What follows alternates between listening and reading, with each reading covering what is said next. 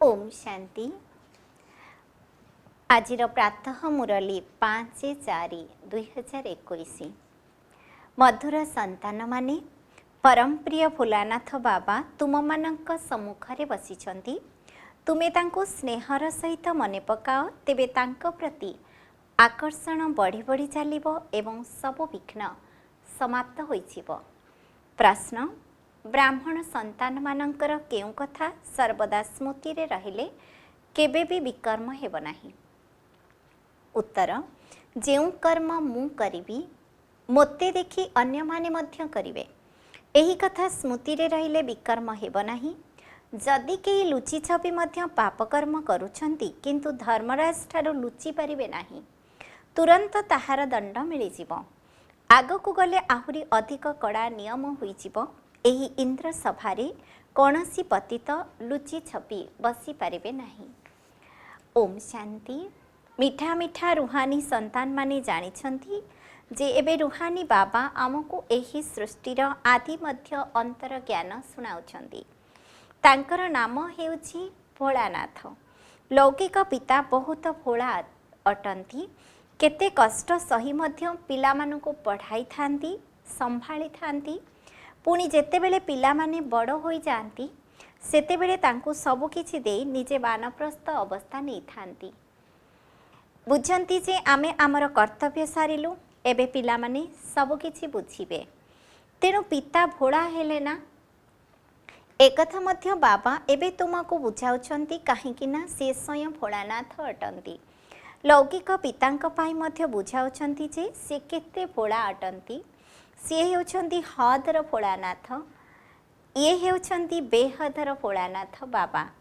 परम धामरु पुरुणा दुनिया पुरुणा शरीर रे आसुछंती, सेतिपाई मनुष्य माने भाबुछंती जे से पुरुणा पतित शरीर रे किपरि आसीबे। न बुझिबा कारणरु पवित्र शरीरधारी कृष्णंकर नाम रखी देइछंती। एही गीता वेदशास्त्र आदि पुणी लेखा हेबो। देख शिव बाबा केते भोला अटंती।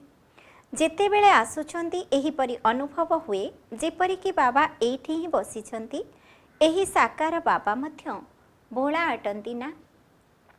कौनसी पाट पीतांबरी नाही कि कौनसी तिलक आदि नाही। साधारण बाबा तो बाबा ही अटंती। संतान माने जानिछंती एही सब ज्ञान शिव बाबा ही देउछंती। आउ कहारी शक्ति नाही जे कि देई परिबे। दिन प्रतिदिन पिलामानंकर लगन बढ़ी चलीछि। जेबे जेते बापा को मने पकाइबो सेते स्नेह बढ़िबो। सी अति स्नेहर पिता अटंती ना।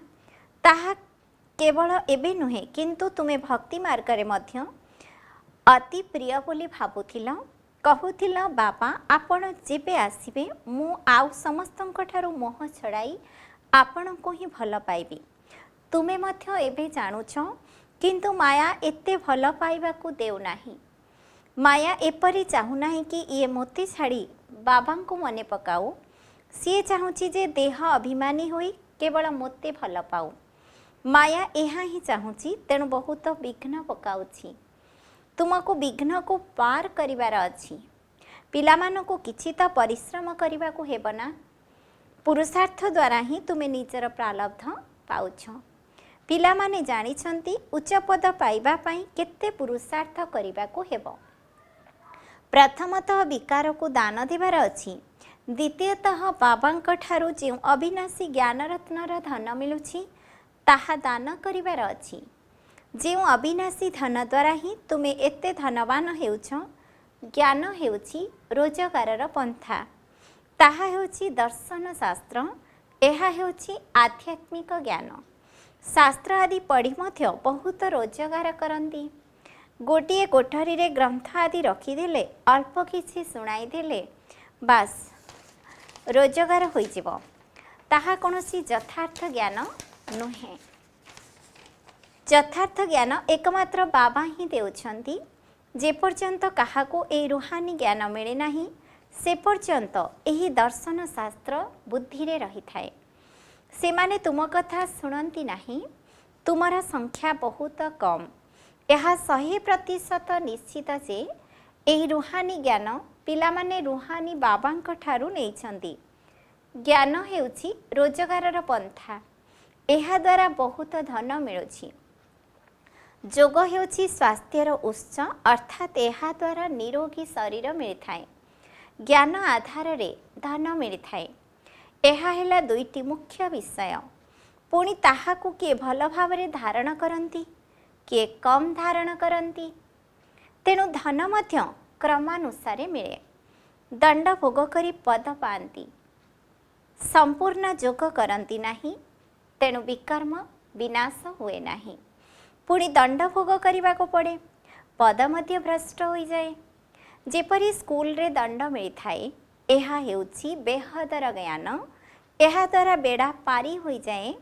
ହଦର ଜ୍ଞାନ ପାଇଁ ବାରିଷ୍ଟରୀ, ଡାକ୍ତରୀ, ଇଞ୍ଜିନିୟରି ପଢ଼ିବାକୁ ପଡ଼େ। ଏହି ଏକମାତ୍ର ପାଠପଢ଼ା ଦ୍ୱାରା ଅର୍ଥାତ୍ ଯୋଗ ଏବଂ ଜ୍ଞାନ ଦ୍ୱାରା ସଦା ସ୍ୱାସ୍ଥ୍ୟବାନ ଏବଂ ଧନବାନ ହୁଅନ୍ତି, ରାଜକୁମାର ହୋଇଯାଆନ୍ତି। ସ୍ୱର୍ଗରେ କେହି ବାରିଷ୍ଟର, ଜଜ୍ ଆଦି ହୁଅନ୍ତି ନାହିଁ। ସେଠି ଧର୍ମରାଜର ମଧ୍ୟ ଦରକାର ହୁଏ ନାହିଁ। ନା ଗର୍ଭ ଜେଲର ଦଣ୍ଡ ମିଳେ, ନା ଧର୍ମରାଜପୁରୀର ଦଣ୍ଡ ମିଳେ। ଗର୍ଭ ମହଲରେ ବହୁତ ସୁଖୀ ରୁହନ୍ତି। ଏଠାରେ ତ ଗର୍ଭ ଜେଲରେ ଦଣ୍ଡ ଭୋଗ କରିବାକୁ ପଡ଼େ। ଏହିସବୁ କଥା ତୁମେ ପିଲାମାନେ ଏବେ ଜାଣୁଛ। ବାକି ଶାସ୍ତ୍ରରେ, ସଂସ୍କୃତରେ ଶ୍ଲୋକ ଆଦି ମନୁଷ୍ୟମାନେ ଲେଖିଛନ୍ତି। ପଚାରନ୍ତି ଯେ ସତ୍ୟଯୁଗରେ କେଉଁ ଭାଷା ରହିବ? ବାବା ବୁଝାଉଛନ୍ତି, ଦେବତାମାନଙ୍କର ଯେଉଁ ଭାଷା ହୋଇଥିବ ତାହା ହିଁ ଚାଲିବ। ସେଇଠି ଯେଉଁ ଭାଷା ହେବ ତାହା ଅନ୍ୟ କେଉଁଠି ରହିବ ନାହିଁ। ଏପରି ହୋଇପାରିବ ନାହିଁ କି ସେଠାରେ ସଂସ୍କୃତ ଭାଷା ରହିବ। ଦେବତା ଏବଂ ପତିତ ମନୁଷ୍ୟଙ୍କର ଭାଷା ଏକା ହୋଇପାରିବ ନାହିଁ। ସେଠାରେ ଯେଉଁ ଭାଷା ଥିବ ତାହା ହିଁ ପ୍ରଚଳିତ ହେବ। ଏହା ପଚାରିବାକୁ ପଡ଼ିବ ନାହିଁ। ପ୍ରଥମେ ବାବାଙ୍କ ଠାରୁ ବର୍ଷାତ ନେଇନିଅ। କଳ୍ପ ପୂର୍ବେ ଯାହା ହୋଇଥିବ ତାହା ହିଁ ହେବ। ପ୍ରଥମେ ବର୍ଷା ନିଅ, ଅଲଗା କିଛି କଥା ପଚାର ନାହିଁ। ଆଚ୍ଛା, 84 ଜନ୍ମ ନ ହେଉ, 80 ବା 82 ହେଉ, ତୁମେ ଏହି କଥାକୁ ଛାଡ଼ି ଦିଅ। ବାବା କହୁଛନ୍ତି ଅଳ୍ପ ଅର୍ଥାତ୍ ଭଗବାନଙ୍କୁ ମନେ ପକାଅ। ବାସ୍ତବରେ ସ୍ୱର୍ଗର ବାଦଶାହୀ ମିଳୁଛି ନା? ବାବା କହୁଛନ୍ତି ଅଲଫ ଅର୍ଥାତ୍ ଭଗବାନଙ୍କୁ ମନେ ପକାଅ। ବାସ୍ତବରେ ସ୍ୱର୍ଗର ବାଦଶାହୀ ମିଳୁଛି ନା? ଅନେକ ଥର ତୁମେ ସ୍ୱର୍ଗର ବାଦଶାହୀ ନେଇଛ। ଉପରୁ ତଳକୁ ଓହ୍ଲାଇବାକୁ ତ ପଡ଼ିବ ନା। ଏବେ ତୁମେ ମାଷ୍ଟର ଜ୍ଞାନ ସାଗର, ମାଷ୍ଟର ସୁଖର ସାଗର ହେଉଛ। ତୁମେ ପୁରୁଷାର୍ଥୀ ଅଟ। ବାବା ତ ସମ୍ପୂର୍ଣ୍ଣ ଅଟନ୍ତି। ବାବାଙ୍କ ପାଖରେ ଯେଉଁ ଜ୍ଞାନ ଅଛି ତାହା ପିଲାମାନଙ୍କ ପାଖରେ ମଧ୍ୟ ଅଛି। କିନ୍ତୁ ତୁମକୁ ସାଗର କୁହାଯିବ ନାହିଁ। ସାଗର ତ ଗୋଟିଏ ଥାଏ, ବାକି ଅନେକ ନାମ ରଖିଦେଇଛନ୍ତି। ବାକି ତୁମେ ହେଉଛ ଜ୍ଞାନ ସାଗରରୁ ବାହାରିଥିବା ନଦୀମାନେ। ତୁମେ ହେଉଛ ମାନସ ସରୋବର ନଦୀମାନେ। ନଦୀଗୁଡ଼ିକର ନାମ ମଧ୍ୟ ଅଛି। ବ୍ରହ୍ମପୁତ୍ର ବହୁତ ବଡ଼ ନଦୀ। କଲିକତାରେ ନଦୀ ଏବଂ ସାଗରର ସଙ୍ଗମ ହୋଇଛି। ତାହାର ନାମ ହେଉଛି ଡାଇମଣ୍ଡ ହାର୍ବର। ତୁମେ ବ୍ରହ୍ମା ମୁଖବଂଶାବଳୀ ହୀରା ଭଳି ହେଉଛ। ବହୁତ ବଡ଼ ମେଳା ଲାଗୁଛି। ବାବା ଏହି ବ୍ରହ୍ମାଙ୍କ ଶରୀରରେ ଆସି ପିଲାମାନଙ୍କ ସହିତ ମିଶୁଛନ୍ତି। ଏହା ସବୁ ବୁଝିବାର ଅଛି। ତଥାପି ମଧ୍ୟ ବାବା କହୁଛନ୍ତି ମନମନା ଭବ। ବାବାଙ୍କୁ ସ୍ମୃତିରେ ରଖିଥାଅ। ସେ ହେଉଛନ୍ତି ପରମ ପ୍ରିୟ, ସର୍ବ ସମ୍ବନ୍ଧର ସାକାରୀ।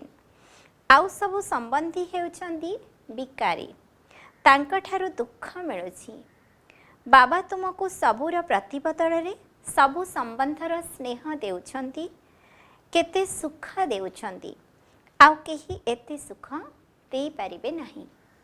ଯଦି କେହି ଦିଅନ୍ତି ତେବେ ତାହା ଅଳ୍ପ କାଳ ପାଇଁ, ଯାହାକୁ ସନ୍ନ୍ୟାସୀମାନେ କାକବିଷ୍ଟା ସମାନ ସୁଖ କୁହନ୍ତି। ଦୁଃଖ ଧାମରେ ତ ନିଶ୍ଚୟ ଦୁଃଖ ହିଁ ହେବ।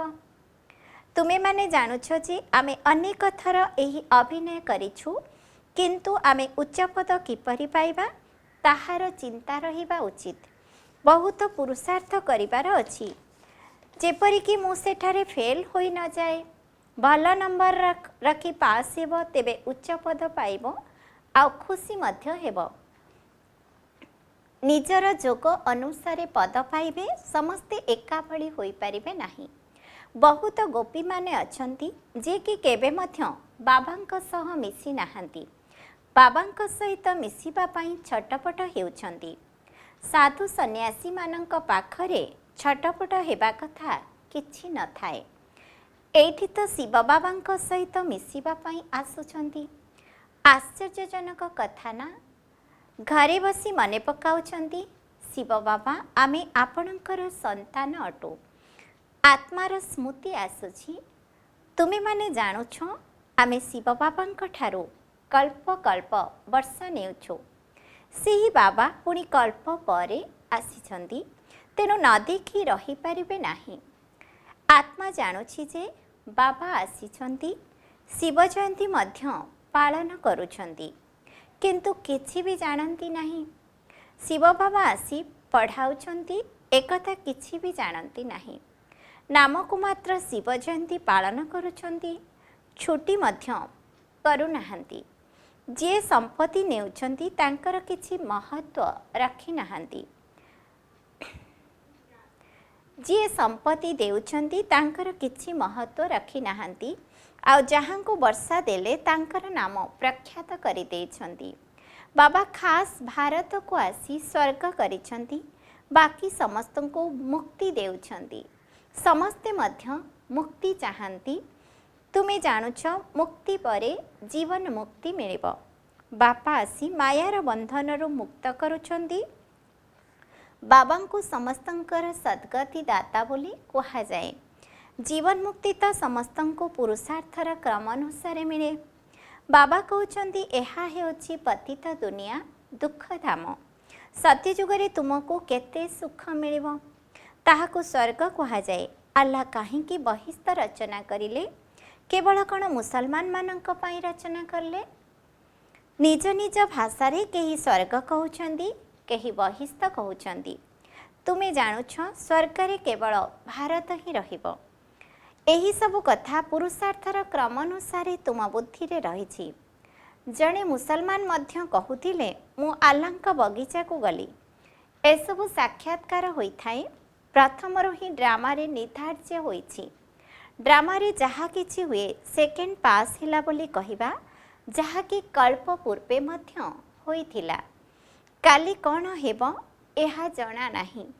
ड्रामा उपरे निश्चय रहिबा उचित, जेउठी किछि चिंता नथिबो। आमको तो बाबा हुकुम देइछंती जे मोते मने पकाओ एवं निज वर्षा को मने पकाओ। समस्त को तो मरिबा को ही पड़िबो। केही जणी जनक पई कांदिबे नाही। मृत्यु आसिला आ गला, कांदिबा को पुरुषार्थ नथिबो। शब्द ही बाहरिबो नाही। आजिकाली तो मनुष्य पाउंस ने केते परिक्रमा करुछंती, केते भावना रहिछि। सबुबेले समय नष्ट, एथिरे कौन रहिछि? माटी माटी रे मिसी जीव। एहा द्वारा कौन भारत पवित्र होई जीव? पतित दुनिया रे पतित कर्म ही करिवे। दान पुण्य आदि मध्य करि आसुछंती, ताहा द्वारा भारत कौन पावन होईछि? सीढ़ी रू ओह्लाइबारे ही अच्छी। सत्य जुगरे सूर्यवंशी हेले, पुणी सीढ़ी ओह्लाइबा को पड़िला। धीरे धीरे तळको खसिले। जेते यज्ञ तप आदि कले मध्य परजन्म रे अल्प कालर फल मिले। केही खराब कर्म करुछंती, तेबे तांको मध्य ताहार प्रतिबदल रे मिली जाए। बेहदर बाबा जानिछंती जे पिलामानंको पढ़ाइबा को आसिछंती। शरीर मध्य साधारण नेइछंती। कौनसी तिलक आदि लगाइबा दरकार नहीं। भक्त माने तो बड़ बड़ तिलक लगांती, किंतु केते ठकंती। बाबा कहउछंती मु साधारण शरीर रे आसी पिलामानंको पाठ पढ़ाउछि। तेबे बानप्रस्थ अवस्था हेला ना, कृष्ण का नाम काहेकि देले? एइठी विचार करिबार मध्य बुद्धि नाही। एबे बाबा ठीक भूल विचार करिबार बुद्धि देउछंती। बाबा कहउछंती तुमे यज्ञ तप दान पुण्य करिल, शास्त्र पढ़ी आसिल। कौन से शास्त्र रे किछि अछि? मु तुमको राजयोग शिखाई विश्वर बादशाही देली ना कृष्ण देले? विचार कर। कहउछंती बाबा आपण ही सुनाइथिले। कृष्ण तो छोट राजकुमार, से किपरि सुनाइबे? बाबा आमे आपणकर राजदोग द्वारा ही एहीपरि हेउछु।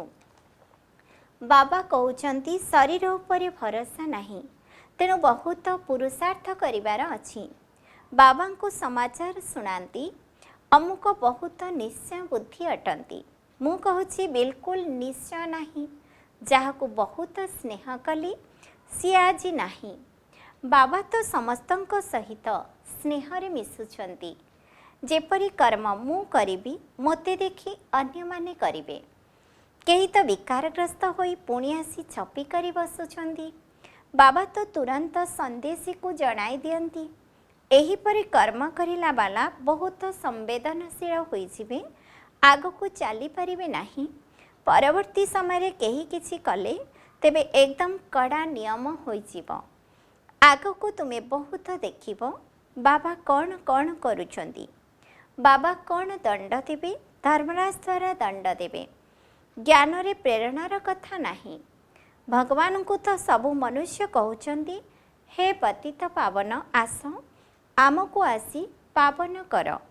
प्रत्येक आत्मा कर्मेन्द्रिय द्वारा डाकुछंती। बाबा हेउछंती ज्ञानर सागर। तांक पाखरे ज्ञानर भिन्न भिन्न अस्त्र शस्त्र अछि। एहीपरि अस्त्र शस्त्र आउ काहा पाखरे नाही। कृष्णकर महिमा संपूर्ण अलगा। बाबांको शिक्षा द्वारा ही लक्ष्मी नारायणଙ୍କ भଳି श्रेष्ठ हेले कराइला वाला तो बाबा ही अटंती। बाबा आसी कर्म अकर्म विकर्मर गति बुझाउछंती। एबे तुमर तृतीय नेत्र खोलिछि। तुमे जानुछ एहा 5000 वर्षर कथा। एबे घर को जीवार अछि, पाठ बजाइबार अछि। एहा स्वदर्शन चक्र अटे ना। तुमर नाम हेउछि स्वदर्शन चक्रधारी ब्राह्मण कुलभूषण प्रजापिता ब्रह्मा कुमार ब्रह्मा कुमारी लक्ष लक्ष संख्यारे स्वदर्शन चक्रधारी हेबे। तुमे केते पाठ पढ़ुछ? अच्छा, धारणा पाई मुख्य सारांश 1 नंबर, एही समय बहुत गुरुत्वपूर्ण अटे। सेतिपाई कौनसी भी ओलोटा कर्म करिवार नाही। कर्म अकर्मर विकर्मर गति को ध्यान रे रखी सदा श्रेष्ठ कर्म करिवार अछि। 2 नंबर, जोग द्वारा सदा काल पाई निजर शरीर की निरोगी रखिबा को हेबो।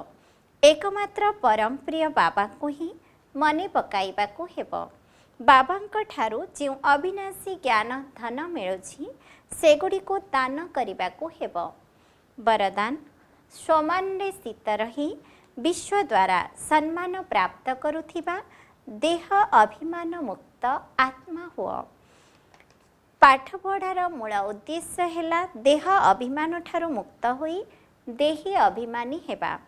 तेबे एही देह अभिमान ठारू पृथक हेबा बा मुक्त हेबार विधि है सर्वदा स्वमान स्थित रहिबा।